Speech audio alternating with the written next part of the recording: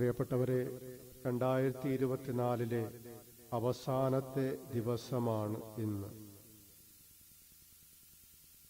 ദൈവം നമുക്ക് നൽകിയ എല്ലാ കൃപകൾക്കും അനുഗ്രഹങ്ങൾക്കും പ്രത്യേകമായി നന്ദി പറയുവാനുള്ള ഒരു പ്രത്യേക അവസരമാണ് ഇന്ന്.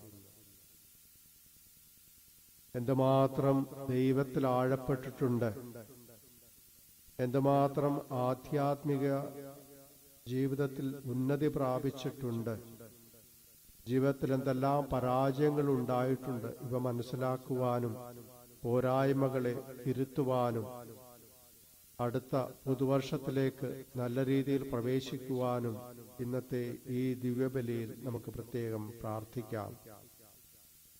ഇന്നത്തെ സുവിശേഷത്തിൽ യോഹന്നാൻ നമ്മളെ ഇങ്ങനെ അനുസ്മരിപ്പിക്കുന്നു: ലോകം അവനിലൂടെ ഉണ്ടായി, എന്നാൽ ലോകം അവനെ അറിഞ്ഞില്ല. തന്നെ സ്വീകരിച്ചവർക്കെല്ലാം അവൻ തന്റെ സ്വജനത്തിന്റെ അടുത്തേക്ക് വന്ന് അവർ അവനെ സ്വീകരിച്ചില്ല. അവനെ സ്വീകരിച്ചവർക്കെല്ലാം ദൈവമക്കളാകുവാൻ അവൻ കഴിവ് നൽകി.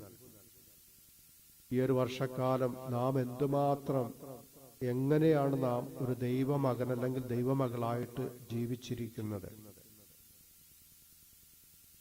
സ്വന്തക്കാർ അവനെ സ്വീകരിക്കാതിരുന്നത് പോലെ അവന്റെ വചനങ്ങൾ സ്വീകരിക്കാതെയും അവന്റെ പ്രബോധനങ്ങൾക്കനുസരിച്ച് ജീവിക്കാതെയും നമ്മൾ ഇരുന്നിട്ടുണ്ടെങ്കിൽ നമ്മളും അവനെ സ്വീകരിക്കാത്ത വ്യക്തികളായി മാറുകയാണ്.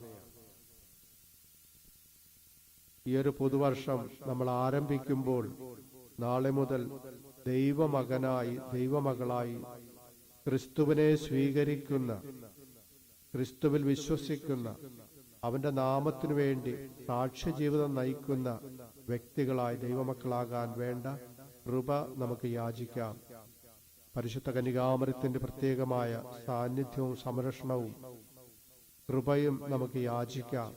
വിശുദ്ധ ഔസേപ്പ് പിതാവിന്റെയും സകല മാലാഖമാരുടെയും സകല വിശുദ്ധരുടെയും പ്രത്യേകമായ സാന്നിധ്യം നമ്മുടെ ജീവിതത്തെ വിലയിരുത്തുവാനും വരും വർഷം നല്ല രീതിയിൽ ജീവിക്കുവാൻ ഇവരുടെ എല്ലാം പ്രത്യേകമായ സാന്നിധ്യവും മാധ്യസ്ഥവും ഉണ്ടാകട്ടെ എന്ന് നമുക്ക് ആഗ്രഹിക്കുകയും അതിനായിട്ട് പ്രാർത്ഥിക്കുകയും ചെയ്യാം. കർത്താവിനെ മനസ്സിലാക്കാതെ അവൻ നൽകിയ കൃപകൾക്കനുസരിച്ച് ജീവിക്കാതെ പോയ എല്ലാ നിമിഷങ്ങളെയും ഓർത്ത് നമുക്ക് മനസ്സ് തുറന്ന് പശ്ചാത്തപിക്കുകയും ദൈവത്തോട് മാപ്പപേക്ഷിക്കുകയും ചെയ്യാം.